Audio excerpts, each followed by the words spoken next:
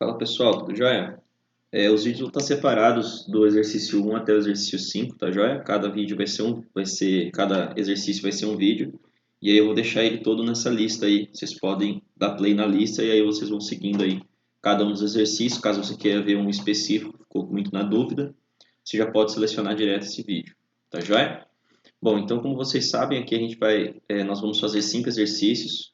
Desses 5 exercícios, 3 vão cair na nossa prova e nossa prova terá um total de 6 exercícios para serem realizados. Um exercício é ponto extra e os outros 5 exercícios valem 2 pontos. Então, é uma maneira aí de te incentivar a estudar através dessa lista de exercícios.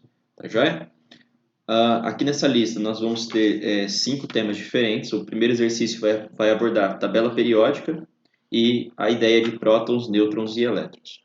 Então, a distribuição eletrônica do átomo de ferro, que é o Fe, no estado fundamental, segundo o diagrama de Linus-Pauling em ordem energética, é 1s2, 2s2, 2p6, 3s2, 3p6, 4s2 e 3d6. Sobre esse átomo, considere as seguintes afirmações. Então, o exercício não pediu para que você fizesse a distribuição eletrônica, você não tem que fazer essa distribuição. Ele só te dá já, né, o átomo de ferro e pergunta sobre a distribuição dele. Como na prova você vai ter uma tabela periódica para consultar, você já pode utilizar essa tabela periódica aí para fazer esse exercício. Aqui eu vou deixar uma tabela periódica que eu já coloquei para vocês lá no Conexão, aberta também. Então, se você entrar no Conexão Digital, você vai encontrar aqui a tabela periódica e o diagrama de Linus-Pauling. Eu já vou deixar eles abertos para a gente poder visualizar eles ao longo das nossas atividades. Então, a primeira pergunta que ele faz é a seguinte: o número atômico do ferro é 26? Então, aqui, pessoal, você tem opções de como fazer esse exercício. A primeira opção é você consultar a tabela periódica, né? A tabela periódica está aqui.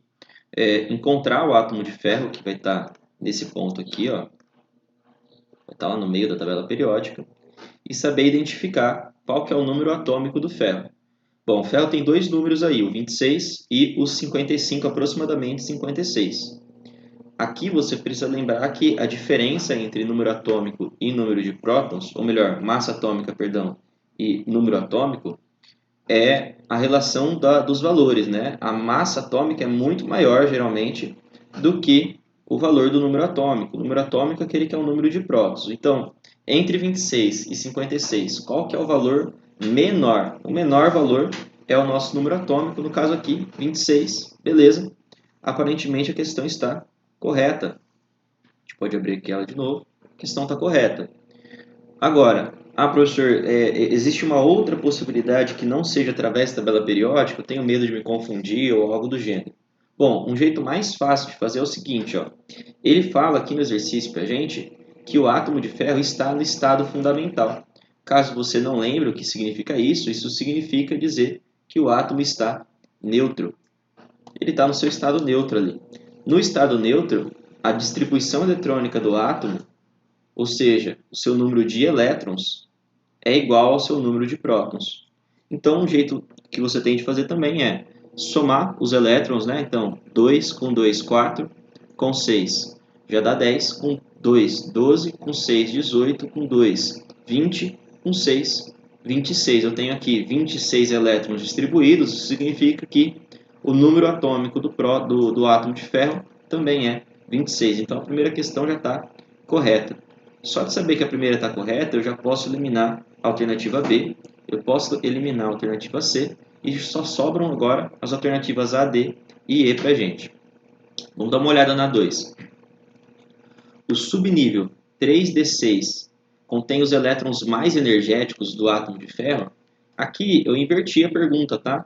A pergunta aqui está te falando assim, o nível 3d6 é o subnível mais energético, ou seja, ele tem os elétrons mais energéticos?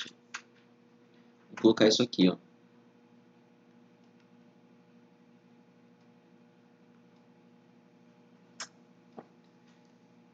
Bom, se você lembrar o que é subnível mais energético, o subnível mais energético para o diagrama de Linus-Pauling é aquele último subnível preenchido, o último subnível que você colocou elétron. Como eu estou vendo aqui, o último subnível com elétrons na distribuição eletrônica do ferro é o 3d6. Então, a 2 também está correta. Só isso, pessoal. Então, veja bem, aqui o que você precisava lembrar é uma relação de tabela periódica, é uma relação de prótons e nêutrons, e ainda tem mais uma coisa que eu não tinha colocado, que é sobre o domínio das propriedades da distribuição eletrônica, do que a distribuição eletrônica traz de informação para a gente.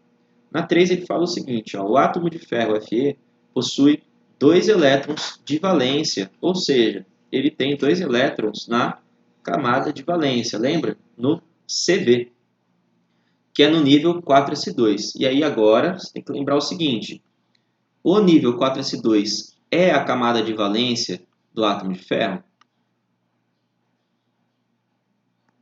Claro que é, né, pessoal? Como que eu sei qual que é o meu nível de valência? O nível de valência, a camada de valência, é aquela camada que tem o maior número possível. O maior número que eu estou falando aqui, ó, é o número grandão, não é o número que está elevado, tá? Você pode observar na distribuição que você tem os números 1 do 1s2, você tem o número 2, que é o 2s2 e 2p6, você tem as distribuições na camada 3, que é a 3s2, a 3p6 e a 3d6, mas o maior nível, a maior camada que você tem é a camada 4. Então, sim, essa é a nossa camada de valência e ela tem apenas 2 elétrons. A terceira questão também está correta. Logo, a, a, a nossa opção aqui que está certinha é a alternativa E. Todas as questões são verdadeiras. Já, galera? Por enquanto é isso. Vamos para o próximo exercício.